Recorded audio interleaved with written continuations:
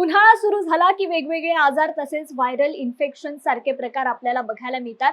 आजार किंवा viral infection फक्त माणसांनाच होत नसून पशु पक्ष्यांमध्येही मोठ्या प्रमाणात बघायला मिळतात. मात्र आपल्याला त्याविषयी माहिती नसते. त्यामुळे हे आजार व्हायरलमुळे पक्ष्यांना काय त्रास होतो हे फक्त त्यांचे तज्ज्ञच सांगू शकतात. पक्ष्यांना व्हायरल पासून होणारे संभाव्य धोके आणि त्यापासून त्यांचं संरक्षण कसं करायचं याविषयी नागपूर येथील ट्रांझिट ट्रीटमेंट सेंटर मधील डॉक्टर फुरसुंगे यांनी न्यूज अनकटला माहिती दिली आहे. अभी जैसे मैंने आपको बताया कि गर्मी जैसे जैसे बढ़ते जा रही है, हमारे पास में डिहाइड्रेशन के काफ़ी सारे बर्ड्स आ रहे हैं। अगर हमारे पास में 10 डिहाइड्रेशन के बर्ड्स आते हैं तो डिहाइड्रेशन और स्टार्वेशन की वजह से इन बर्ड्स की इम्यूनिटी भी कम होने लगती है। जैसे इन बर्ड्स की इम्यूनिटी कम होती है तो इनके अंदर में जो वायरल इन्फेक्शन है वो पीक पे आने लगते हैं, वो बढ़ने लगते हैं। उसी प्रकार से वैसी वायरल इन्फेक्शन में से एक न्यूकैसल डिसीज़ वायरस करके एक इन्फेक्शन रहता है बर्ड्स के अंदर में, जो कि काफ़ी ज़्यादा लिथल रहता है।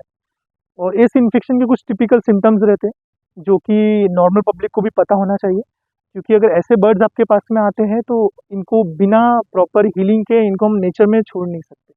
जैसे अभी आप इस इंडियन रॉक पिजन को देखेंगे तो इसकी गर्दन पूरी तरीके से मुड़ चुकी है। इस सिम्टम्स को टॉर्टिकोलिस बोलते हैं।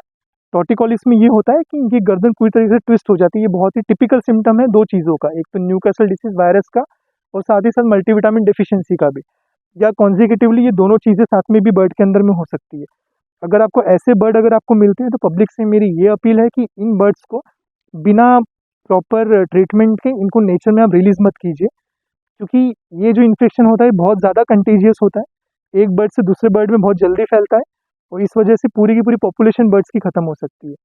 पोल्ट्री इंडस्ट्री में ये बहुत ही ज़्यादा न्यूसेंस होता है इस वायरस का। अगर ऐसा वायरस पोल्ट्री इंडस्ट्री में आ जाए तो पूरी की पूरी मुर्गियों की बैच की डेथ हो जाती है एक ही रात में। ऐसे बर्ड्स अगर हमारे पास में जब आते हैं तो इनका 7 दिन तक का इनका एंटीबायोटिक थेरेपी चलती है इनके ऊपर में। एंटीबायोटिक थेरेपी से इनको कोई सेकेंडरी बैक्टीरियल इन्फेक्शन ना हो, इसलिए एंटीबायोटिक थेरेपी चलती है।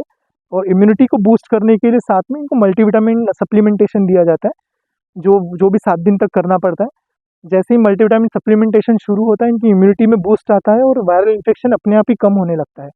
लेकिन जब तक का ये इन्फेक्शन कम नहीं होता या सिम्टम्स इनके ऊपर से हटते नहीं है, ऐसे बर्ड को हम नेचर में रिलीज़ नहीं कर सकते, क्योंकि एक तरीके से नेचर के लिए भी धोखादायक रहेगा। Thank you.